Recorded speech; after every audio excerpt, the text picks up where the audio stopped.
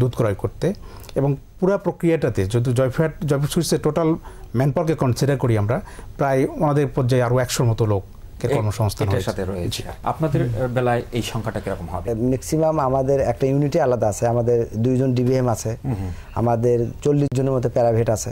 আপনার বিশাল একটা কর্মী বাহিনী রয়েছে এটাকে দেখার জন্য, এবং এটা কি শুধু আপনি চর অঞ্চলে কাজ করেন এই জন্য? না, চর অঞ্চল এবং মেইন অঞ্চল মিলে, মেইন অঞ্চলও আমাদের কাজ। আচ্ছা, এখন আপনাদের চরের প্রেক্ষাপটটা কি? চরের এখন মানুষ কি উৎসাহিত হচ্ছে গরু পালনে? এখন অনেক আগের চাইতে, আমি আজ থেকে 5 বছর আগে যেটা দেখেছি তার চাইতে অনেক উৎসাহিত হয়েছে।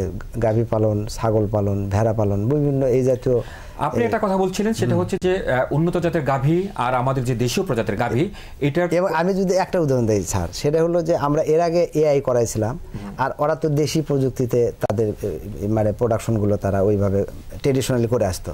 আমরা যখন এই এআই টেকনিশিয়ানদের তাদের এই এআই মানে হিপার যখন হিট হলো, তখন আমরা যখন করালাম, তখন তারা প্রথম দিকে তারা যে না আমার গাভী ছোট, এটা বাচ্চা এই পদ্ধতিতে বাচ্চা বড় হবে, তখন আমার এই হয়তো গাভী বাঁচবে না, এরকম কিন্তু একটা মানসিকতা তখন ছিল। জনাব নুরুল আমিন, আপনি কিছু বলবেন? হ্যাঁ, আমি চ্যালেঞ্জগুলোর কথা একটু যোগ করতে চাই। সেটা হচ্ছে যে আমরা শুনেছি যে ব্রিড আমাদের একটা বড় সমস্যা, এটার জন্য আমরা কাজ করছি। আর মার্কেট লিঙ্কেজটা কিছুটা শুরু হয়েছে, তবে ব্যাপক হারে না।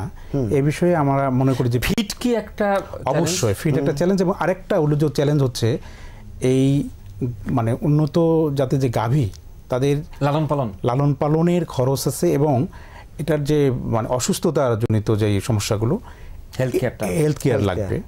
এবং সবচেয়ে বড় যে ক্যাটেল ব্যবস্থাপনাও একটা বড় দিক, এবং সবচেয়ে বড় যে জিনিসটা আমরা বলবো প্রশিক্ষণ। হ্যাঁ, প্রশিক্ষণ। সেটা হচ্ছে যে আমাদের কিন্তু লাইফ ইন্স্যুরেন্সের ব্যবস্থা আছে, কিন্তু এখন পর্যন্ত গাভীর কোনো ইন্স্যুরেন্সের ব্যবস্থা নাই। তো এটাও যদি আমরা কৃষক, এটা তো পিকেএসএফ আরম্ভ করেছে বলে আমরা জানি, সম্প্রতি শুরু করেছে, এখনো মাঠে যায়নি। তো আমরা খুবই আশান্বিত হচ্ছি পিকেএসএফ এটা শুরু করতে যাচ্ছে।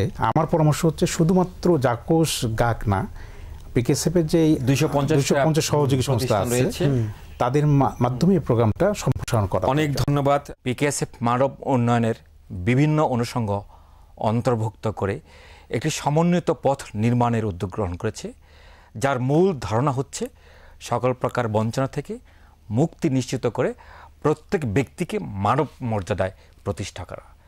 পিকেএসএফের এই উদ্যোগ সফল হোক সে প্রত্যাশায় আজকের অনুষ্ঠান শেষ করছি। আগামী দিনের অনুষ্ঠান দেখার আমন্ত্রণ জানিয়ে সকলকে ধন্যবাদ।